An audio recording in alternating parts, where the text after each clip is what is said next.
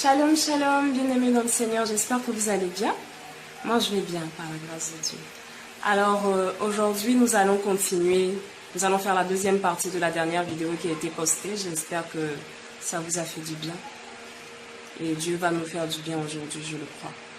Alors, la dernière fois, nous avons évoqué l'Église. On a fait le constat de ce qui se passe actuellement dans l'Église. On a parlé un peu de nos vies, de ce qui est trouvé en nous en ce moment, qui n'est pas conforme à ce que Dieu attend de nous. Et on a même évoqué Adam, la nécessité du deuxième Adam qui est Jésus-Christ, Jésus-Christ qui devient le médiateur entre Dieu et les hommes. Voilà, on avait évoqué ça. On avait aussi défini le but de l'Église. Le but de l'Église que Jésus il a dit dans Matthieu 28 au verset 18, « Allez, faites de toutes les nations des disciples » et tout ça. On en avait parlé. On avait aussi parlé des choses que Dieu ne voulait pas voir en nous, ses enfants. On avait pris Galates 5, 19 à 21, Marc 7, 20 à 23. On avait aussi lu Romains 1, 26 à 32. On avait aussi lu Apocalypse 21, verset 8 et 1 Timothée 2, des versets 2 à 7. On en avait parlé la dernière fois. Alors aujourd'hui, on va continuer. On va donc continuer par la grâce de Dieu. Le Saint-Esprit de Dieu va nous guider. Saint-Esprit de Dieu prend le contrôle de ce moment et fait du bien. Fais-nous du bien au travers de ta parole au nom de Jésus-Christ. Donc, on va continuer comme je disais. Et on va reprendre le verset, le chapitre de Romains à partir du verset Romains 1, verset 26 à 32. On va reprendre ce passage. La Bible nous dit, c'est pourquoi Dieu les a livrés à des passions infâmes, car leurs femmes ont changé l'usage naturel en celui qui est contre nature, et de même les hommes, abandonnant l'usage naturel de la femme, se sont enflammés dans leurs désirs les uns pour les autres, commettant homme avec homme des choses infâmes, et recevant en eux-mêmes le salaire que méritait leur égarement. Et comme ils ne se sont pas souciés de connaître Dieu, Dieu les a livrés à leur sens réprouvé pour commettre des choses indignes, étant remplis de toute espèce d'injustice, de méchanceté, de cupidité, de malice, pleins d'envie, de meurtre, de querelles, de ruse, de malignité, rapporteurs, médisants, impies, arrogants, hautains, fanfarons, ingénieux au mal, rebelles à leurs parents, dépourvus d'intelligence. D'accord? Dépourvus d'intelligence, de loyauté, d'affection naturelle, de miséricorde. Et bien qu'ils connaissent le jugement de Dieu, déclarant dignes de mort ceux qui commettent de telles choses, non seulement ils les font, mais encore ils approuvent ceux qui les font. On va lire un deuxième passage, c'est dans Romains 12, verset 2. Romains 12, verset 2. Romains 12, verset 2, voilà. La Bible nous dit quoi? Ne vous conformez pas au siècle présent, mais soyez transformés par le renouvellement de l'intelligence afin que vous discerniez quelle est la volonté de Dieu, ce qui est bon, agréable et parfait. On va reprendre le verset en le confessant. Ne nous conformons pas au siècle présent, mais soyons transformés par le renouvellement de l'intelligence afin que nous discernions quelle est la volonté de Dieu, ce qui est bon, agréable et parfait. Bien-aimés dans le Seigneur, c'est vrai que nous sommes sur la terre, mais comme la Bible peut le dire, nous sommes sur la terre, mais nous ne sommes pas du monde. Nous sommes dans le monde, mais nous ne sommes pas du monde. Nous n'appartenons pas au monde, nous appartenons au Christ. Nous appartenons au Christ. Quel que soit ce qui peut se passer, quelles que soient les difficultés de la vie, c'est pour ça qu'il est bon de faire confiance en Dieu. C'est pour ça qu'il est bon de marcher selon la parole de Dieu. La vie et les circonstances de la vie ne doivent pas nous corrompre. Ne doivent pas nous corrompre au point où les choses qui ne doivent pas être trouvées en nous sont maintenant légales dans nos vies. Ce n'est pas normal. Il faut que nous revenons à Christ. Il faut vraiment que nous renouvelons notre intelligence afin de marcher selon la parole de Dieu, afin d'être des lumières et le véritable sel qui assaisonne, qui donne de la saveur, qui donne du goût et non de l'amertume. Parce qu'en ce moment, l'Église, nous donnons de l'amertume au monde. Nous ne salons pas, on ne sucre pas, on ne sale pas, on ne fait que donner de l'amertume. L'Église est devenue aujourd'hui le sujet de médisance, le sujet favori dans les salons des gens. Ah, l'Église est ceci, ah, les chrétiens sont ceci, les chrétiens sont cela, les chrétiens sont méchants, les chrétiens sont impudiques, les chrétiens sont adultères. Oh, vos histoires de chrétiens là. Vous-même vous dites que vous suivez Dieu, mais regardez vos vies. On entend toutes sortes de choses. Et ce n'est pas bon pour nous. Ce n'est pas bon pour le Dieu qui nous fait confiance, qui nous a emmenés sur la terre. Ce n'est pas bon pour ce Dieu-là qui compte sur nous pour ramener les autres à lui. Ce n'est pas bon, ce n'est pas une bonne image que nous donnons de notre Dieu. C'est pour ça qu'il faut qu'on revienne à Dieu. Il faut qu'on revienne à Dieu. Il le faut nécessairement. Vous voyez, il le faut nécessairement. Il ne faut plus qu'on se laisse entraîner par les choses, par les circonstances.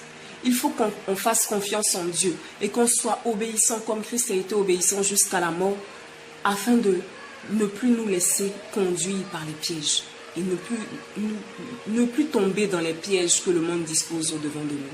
De plus nous laisser diriger par le monde, mais nous laisser conduire par la parole de Dieu, par le Saint-Esprit de Dieu.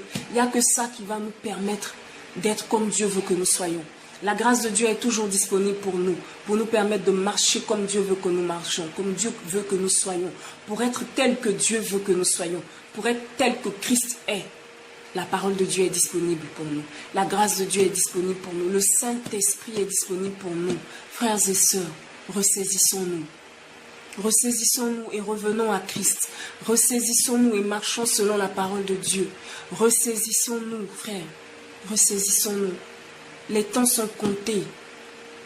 Ressaisissons-nous. La Bible dit quoi? Nul ne sait le jour ni l'heure.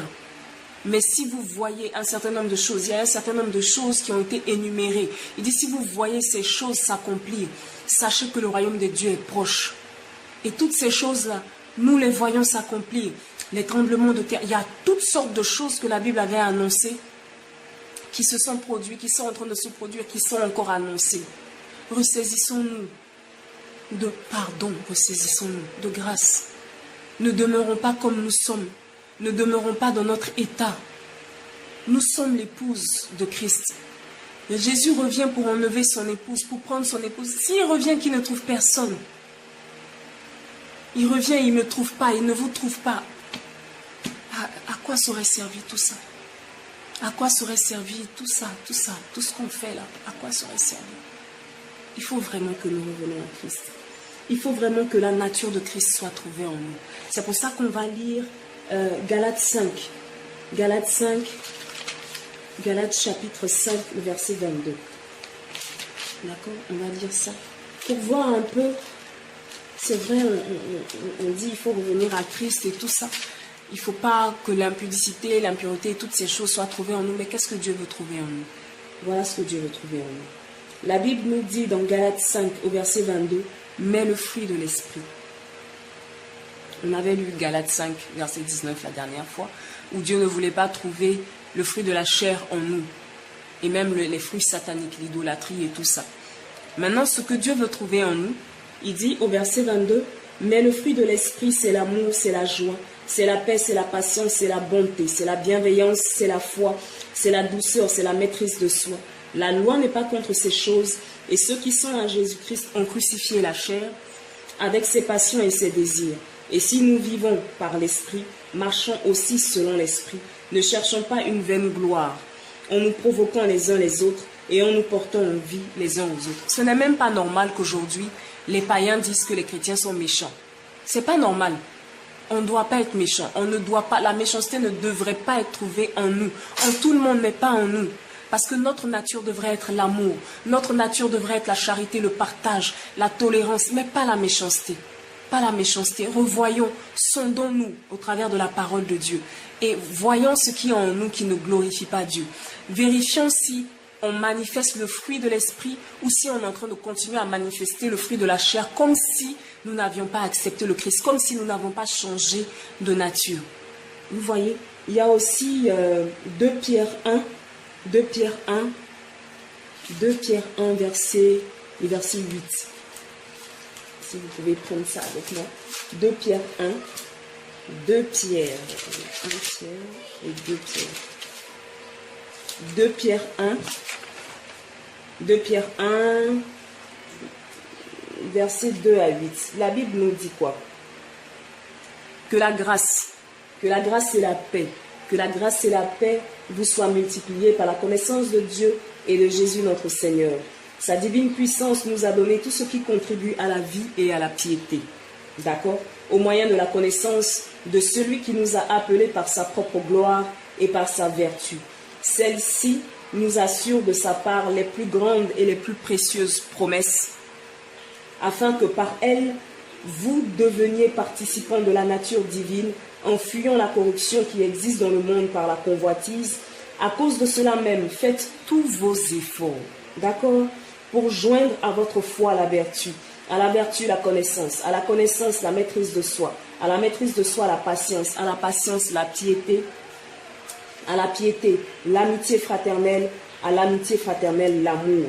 Car si ces choses sont en vous et y sont avec abondance, elles ne vous laisseront point oisifs ni stériles pour la connaissance de notre Seigneur Jésus-Christ. D'accord? On va aussi prendre 1 Timothée 4, verset 12. 1 Timothée 4, 1 Timothée 4, verset 12. 1 Timothée chapitre 4, verset 12. La Bible nous dit quoi? Que personne ne méprise ta jeunesse, mais sois un modèle pour les fidèles en parole, en conduite, en amour, en foi, en pureté. Et je vais même ajouter, sois un modèle pour les fidèles, mais même pour les infidèles, afin que par cet exemple, soyons, d'accord, soyons des modèles pour les fidèles et soyons des modèles pour les infidèles, afin que par notre vie, par l'exemple que nous allons donner, les autres puissent venir. Parce que le but, ce n'est pas tellement que nous seuls nous soyons sauvés. Le but, c'est que tous soient sauvés. La Bible dit quoi? Dieu est patient. Hein? Il est patient en espérant que tous parviennent à la connaissance de la vérité, en espérant que tous soient sauvés. Donc Dieu ne veut pas que vous et moi seuls soyons sauvés. Il ne veut pas ça. Non, non, non. Il veut que tout le monde soit sauvé. C'est vrai que le chiffre a été déterminé, mais Dieu soupire quand même au salut de toute l'humanité. Vous voyez, au salut de toute l'humanité. Donc soyons des modèles. Que l'amour de Dieu soit manifesté. La nature même de Dieu, c'est l'amour. C'est l'amour, c'est l'amour, c'est l'amour. Il faut que l'amour de Dieu soit manifesté en nous. Il faut que l'amour de Dieu soit manifesté en nous. C'est la seule différence qu'il y a véritablement entre fils de Dieu et fils d'iniquité. C'est l'amour de Dieu. L'amour de Dieu manifesté. Manifestons l'amour aux païens. Manifestons l'amour entre nous, enfants de Dieu. Surtout entre nous. Parce que justement, aujourd'hui, pourquoi les païens même ne veulent pas venir dans l'église, ils ne veulent pas nous suivre dans notre foi, accepter notre Christ? Parce que nous ne nous manifestons pas l'amour entre nous-mêmes. Entre nous-mêmes, ce que nous pensons de nous, ce que nous faisons, comment nous parlons de nos frères, de nos sœurs, c'est terrible. Donc, et en plus, on le fait devant les païens. Donc, quand ils finissent d'entendre toutes les conneries qui débitent de nos bouches, là, ils n'ont plus envie de venir. Ils n'ont plus envie de venir et ce n'est pas bon. Ce n'est pas bon. Il faut que nous soyons des exemples. Il faut que nous manifestions l'amour de Dieu. L'amour de Dieu, l'amour de Dieu, l'amour de Dieu, l'amour de Dieu. Manifestons l'amour de Dieu. Vous voyez. Il y a un livre dans la Bible, dans le Nouveau Testament, qui peut nous permettre, qui peut nous aider véritablement à savoir qui est Christ, mais aussi à savoir comment marcher avec ce Christ-là. C'est le livre de Colossiens. C'est le livre de Colossiens. C'est dans ce livre-là même qui nous exhorte à être animés, de nous nourrir des cantiques, de la prière. Le livre de Colossiens, si vous avez le temps, lisez. Il n'y a que 3 chapitres. C'est un livre qui est puissant en information, puissant en instruction, en révélation, et qui n'est pas long. Du tout, qui n'est pas long. Il n'y a que 3 chapitres.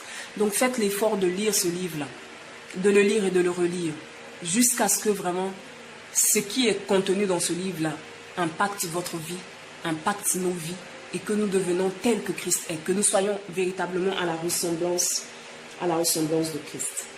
À la ressemblance de Christ. Vous savez, je prends souvent l'exemple d'un homme et d'une femme qui sont dans une relation, et qui au début de leur relation s'appellent Ils ne font pas ça, ils sont en train de se connaître. Bon, il n'y a pas véritablement encore l'amour, là, le feu et tout ça. Donc de temps en temps, ils s'appellent, ils se parlent un peu. Mais quand ils commencent à s'aimer, quand l'amour commence à rentrer dans leur cœur, ils ne peuvent plus se passer l'un de l'autre. Vous voyez? Et ils vont se parler pendant des heures. Ils vont s'appeler. Ils ne peuvent pas faire une journée sans s'appeler. C'est impensable.